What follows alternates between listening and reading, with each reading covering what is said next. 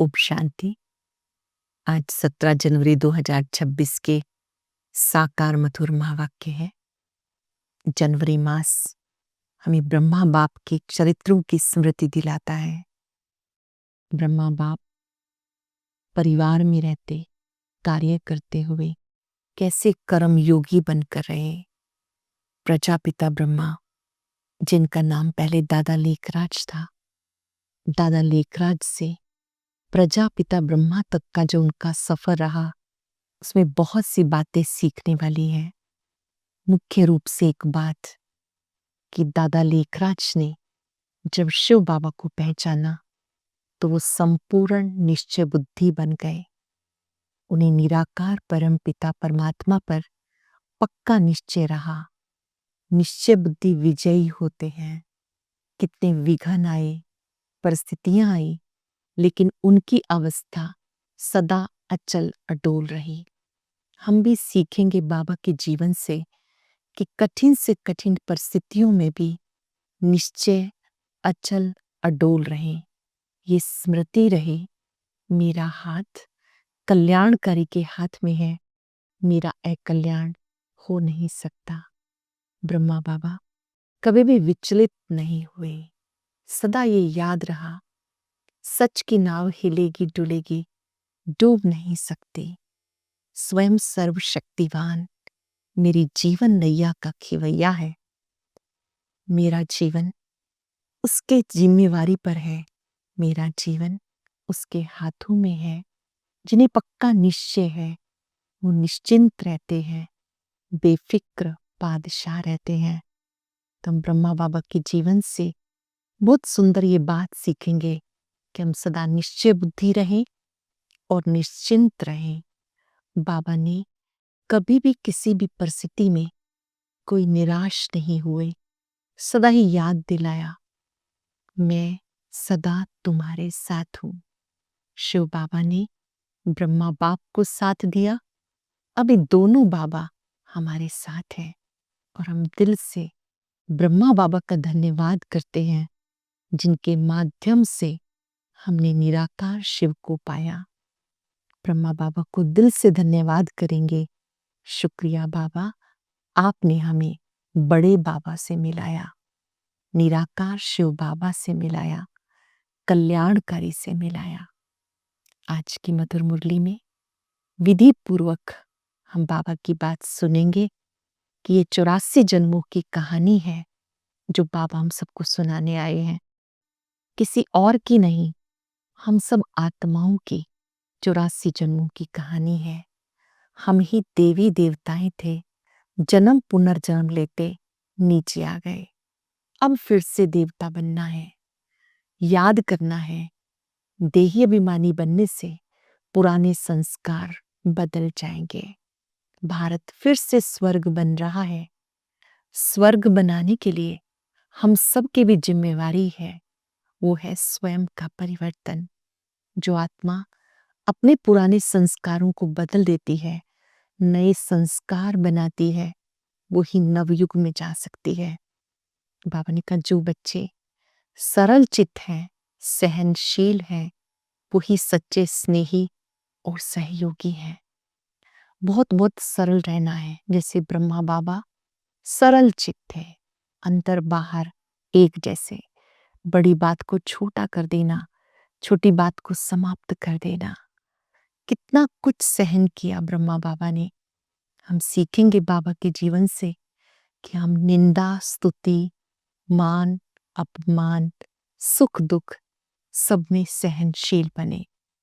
आज की मधुर मुरली से हम स्वयं के लिए बात पक्की कर लेंगे, मुझे भी ब्रह्मा बाप समान निश्चय बुद्धि निश्चिंत आत्मा बनना है। बाबा के जो अंतिम महावाक्य थे, निराकारी निर्विकारी निरंकारी, उसका स्वरूप बनना है। अभी विधि पूर्वक सुनेंगे।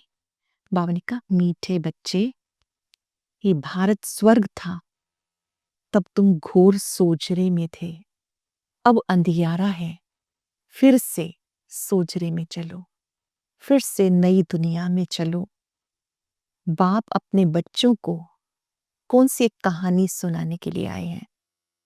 निराकार परम पिता परमात्मा मूल वतन से हमें कौन सी कहानी सुनाने आए हैं? बाबा कहते, मीठे बच्चे, मैं तुम्हें 84 जन्मों की कहानी सुनाता हूँ। तुम जब पहले पहले जन्म में थे तो एक ही दैवी धर्म था। फिर तुमने 2 युग के बाद बड़े बड़े मंदिर बनाए, भक्ति शुरू की। अब ये अंत के भी अंत का समय है। तुमने पुकारा, दुख हरता सुख करता आओ, अब मैं आया हूं। हम सब ने बुलाया, दुख हरता सुख करता आओ, अब बाबा आए हैं। बाबा आकर दुख दूर करने की विधि बताते हैं। बाबा श्रेष्ठ कर्म करना सिखाते, जिससे पुण्य आत्मा बन जाते हैं। गीत है, आज अंधेरे में है इंसान। ओम शांति। एक साथ एक स्वर में बोलेंगे, ओम शांति। जब भी कहते ओम शांति, हमें याद आ जाए कि मैं आत्मा शांत हूं, शांति सागर शिव पिता की संतान हूं, शांति धाम मेरा घर है। बाबा कहते, भारत ही स्वर्ग था, फिर से स्वर्ग बन रहा है। तुम यह आए हो देवी देवता बनने के लिए। अभी तो कलयुग है, जानते हो, सब अंधियारे में है। जब स्वर्ग में थे तो सोजरे में थे। स्वर्ग के राजराजेश्वर राजराजेश्वरी श्री लक्ष्मी श्री नारायण थे। उसको सुखधाम कहा जाता है। बाप से ही तुम्हें स्वर्ग का वर्षा लेना है। सतयुग के महाराजा महारानी श्री लक्ष्मी श्री नारायण, बाबा ने कहा तुम्हें स्वर्ग का वर्षा लेना है, जिसको जीवन मुक्ति कहा जाता। अभी तो सब जीवन बंद में है। सतयुग को कहते जीवन मुक्त, क्योंकि वहां जीवन भी है पर आत्मा फ्रीडम में है। कोई भी बंधन नहीं है, दुख अशांति नहीं है। यहाँ पर जीवन बंधा हुआ है। खास भारत आम दुनिया रावण की जेल में शोक वाटिका में है। सब शोक वाटिका में है। रावण का अर्थ है 5 विकार। जब आत्मा रूपी सीता 5 विकारों के वशीभूत हो जाती है तो कहा जाता है श्री राम की सीता चोरी हो गई। हम सब आत्माएं सीताएं हैं, सब शोक वाटिका में है, दुख अशांति का अनुभव कर रहे हैं। ऐसे में परमात्मा जो सब आत्माओं के कल्याणकारी है, वो याद दिलाते हैं, मुझे याद करो, तो आप इस शोक वाटिका से अशोक वाटिका में चले जाएंगे, सतयुग में चले जाएंगे। ये श्रीमत है जो इस समय तुम्हें मिलती है, फिर से स्वर्गवासी बनने के लिए। गाते हैं हे पतित पावन, दुख हरता सुख करता। किसका? सर्व का, क्योंकि भारत खास दुनिया आम, सब में 5 विकार हैं। बाबा है पतित पावन, कहते मैं कल्प कल्प कल्प के संगम पर आता हूं, सबका सदगति दाता बनता हूं। पूरे 5,000 वर्ष में एक बार संगम पर शिव बाबा अवतरित होते हैं, पिता श्री ब्रह्मा के तन में, जिसे शिवरात्रि कहते हैं।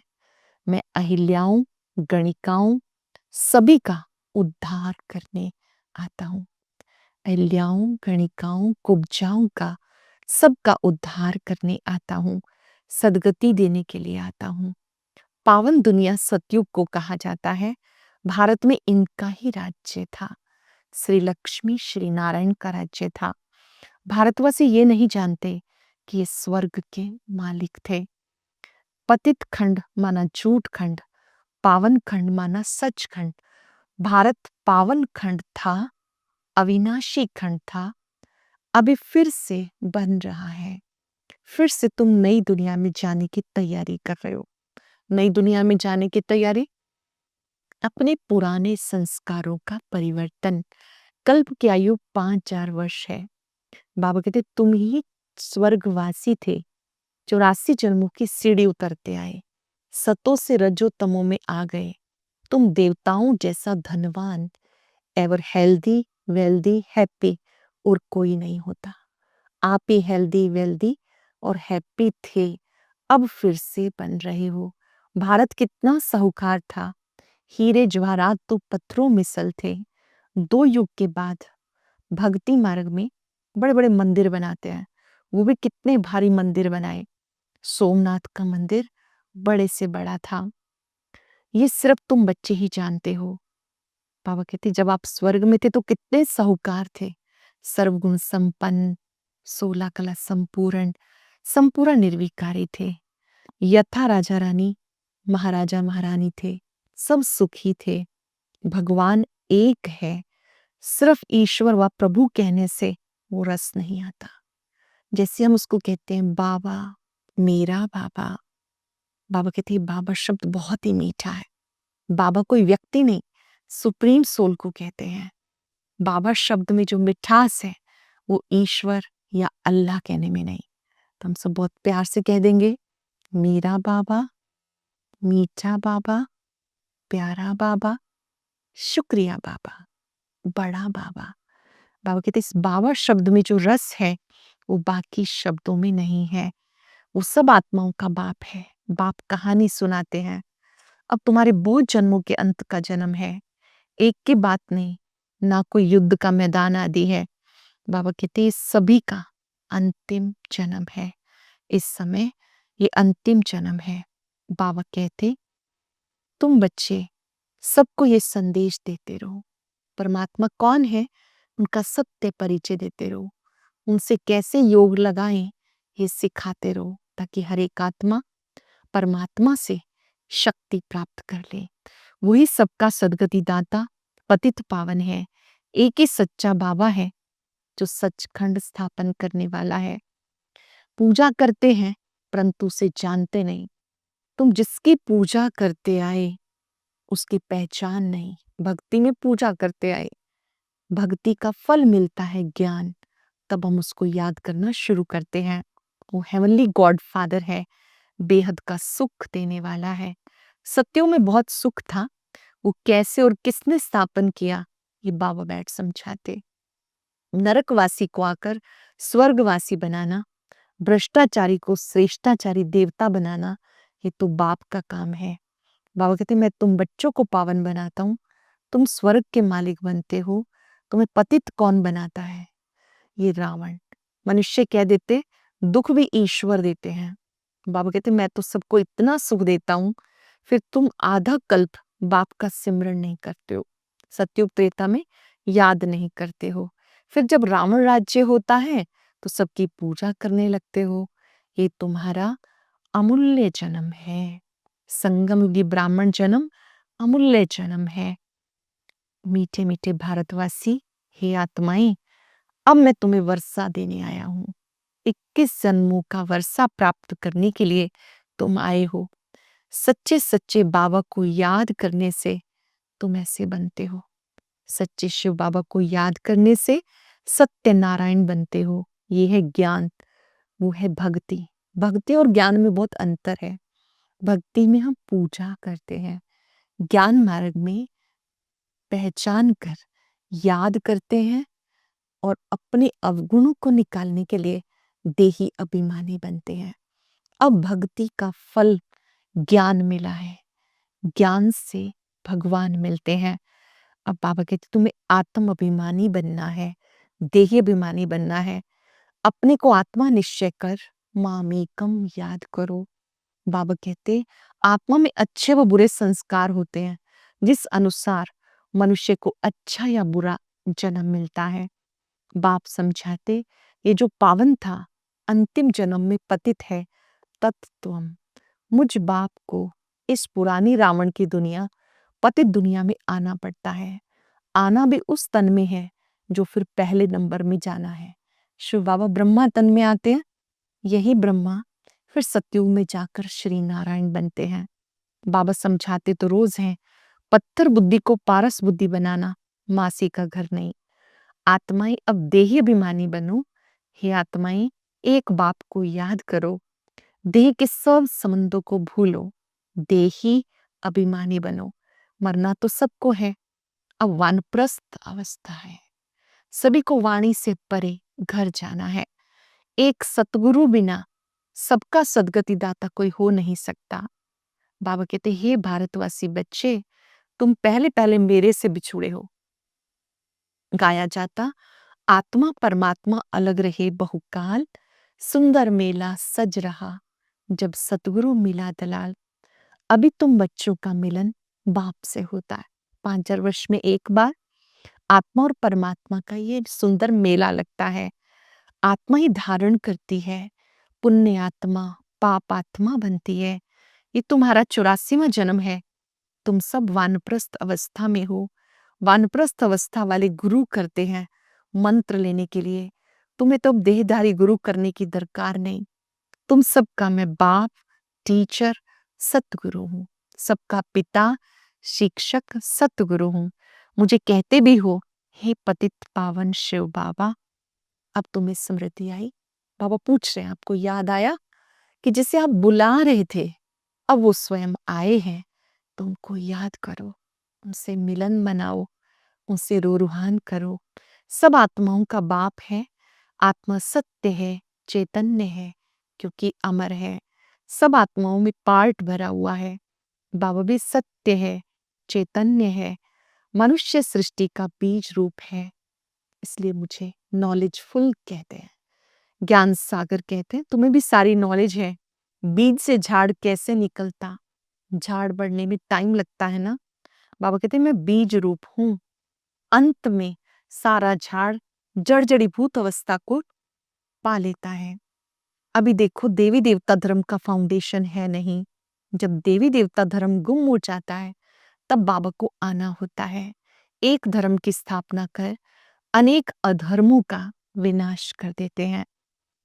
उस एक को ही याद करना है जो नॉलेज सुनाने वाला है, नॉलेजफुल है, उसे ही याद करना है। गाते दुख में सिमरण सब करे, रावण राज्य में दुख है। यहाँ सिमरण करते हैं तो बाप जो सबका सदगति दाता है उसी की महिमा की जाती है। वही आते हैं। बाप नहीं आए तो भारत को स्वर्ग कौन बनाए। खुशखबरी है, भगवान स्वयं भारत को स्वर्ग बना रहे हैं, पर उनकी स्थापना का कार्य बहुत गुप्त रीति से चल रहा है। इसे कोचों में कोई में भी कोई जानते हैं। जो रोज ज्ञान की बातें सुनते हैं, प्रैक्टिस करते हैं, उन आत्माओं में परिवर्तन आता है। वो आत्मा इस सत्युगी दुनिया में जाने के काबिल बन जाती है। वहां जाकर वो देवी देवता बनते हैं। वही देवी देवताएं फिर धीरे धीरे सतयुग के बाद त्रेता, द्वापर, कलयुग, फिर संगम तक पहुंचते हैं। पहले ब्राह्मण बनना है, ब्राह्मण से फरिश्ता, सो देवता बनना है। ऐसे बाबा कहते हैं जो परिवर्तन है इसी समय होता है। बाबा कहते हैं तुम बच्चे फिर से नई दुनिया में जाने की तैयारी कर रहे हो। ज्ञान सूर्य, ज्ञान चंद्रमा और ज्ञान सितारे, ये उस एक की ही महिमा है। हम आत्माएं ज्ञान सितारे हैं। ज्ञान सूर्य शिव बाबा, ज्ञान चंद्रमा ब्रह्मा बाबा। बाबा कहते उस एक की महिमा है। याद करते हुए आत्मा पावन करती है, पावन बनती है। याद करते तो पावन बनती है। इस समय तुम बच्चे उसे जानते हो। पहले पूजा करते थे, अब उसे याद करते हो। बाबा मना नहीं करते, बट जिसके आप पूजा कर रहे थे अब वो आया है तो उसे पहचान कर याद करो। अपनी कमी कमजोरियों को उस पे स्वाह करो। अच्छा, मीठे मीठे सिक्के लते बच्चों प्रति मात पिता बाप दादा का याद प्यार गुड मॉर्निंग। रूहानी बाप की रूहानी बच्चों को नमस्ते। रूहानी बच्चों के रूहानी बाप दादा को याद प्यार नमस्ते, गुड मॉर्निंग, शुक्रिया बाबा, शुक्रिया। सार है, आत्मा से बुरे संस्कारों को निकालने के लिए देही अभिमानी रहने का अभ्यास करना है। ये अंतिम 84वां जन्म है, वानप्रस्थ अवस्था है। पुण्य आत्मा बनने की मेहनत करनी है। देह के सब संबंधों को छोड़ एक बाप को और राजाई को याद करना है। बीज और झाड़ का ज्ञान सिमरण कर सदा हर्षित रहना है। बीज और झाड़ का ज्ञान सिमरण कर सदा हर्षित रहना है। वरदान है उपराम और एवर रेडी बन, बुद्धि द्वारा अशरीरीपन का अभ्यास करने वाले सर्व कलाओं में संपन्न भव। उपराम और एवर रेडी बन बुद्धि द्वारा अशरीरीपन का अभ्यास करने वाले सर्व कलाओं में संपन्न भव। जैसे सर्कस में कला दिखाने वाले कलाबाज का हर कर्म कला बन जाता है, वो कलाबाज शरीर के कोई भी अंग को जैसे चाहे, जहां चाहे, जितना समय चाहे मोल्ड कर सकते हैं। ये कला है। आप बच्चे बुद्धि को जब चाहो, जितना समय चाहो, जहां स्थित करना चाहो वहां स्थित कर लो। ये सबसे बड़ी कला है। इस एक कला से 16 कला संपन्न बन जाएंगे। इसके लिए उपराम एवरेडी बनो, जो ऑर्डर प्रमाण 1 सेकंड में अशरीरी बन जाओ, युद्ध में समय ना जाए। 1 सेकंड में अशरीरी बन जाओ, युद्ध में समय ना जाए। इस लोगों ने सरलता और सहनशीलता के गुण को धारण करने वाले ही सच्चे स्नेही और सहयोगी हैं।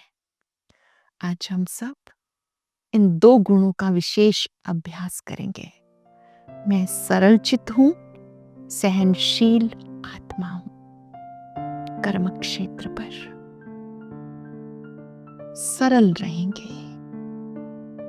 जो लोग सरल रहते हैं कार्य भी सरल हो जाते हैं, बीमारियां भी सरल हो जाती हैं।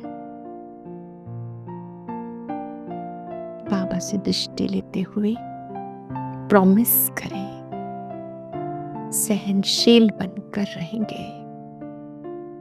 निंदा, स्तुति, मान अपमान सब में स्थित प्रज्ञ रहेंगे। बाबा जैसे स्थिरता का सागर है,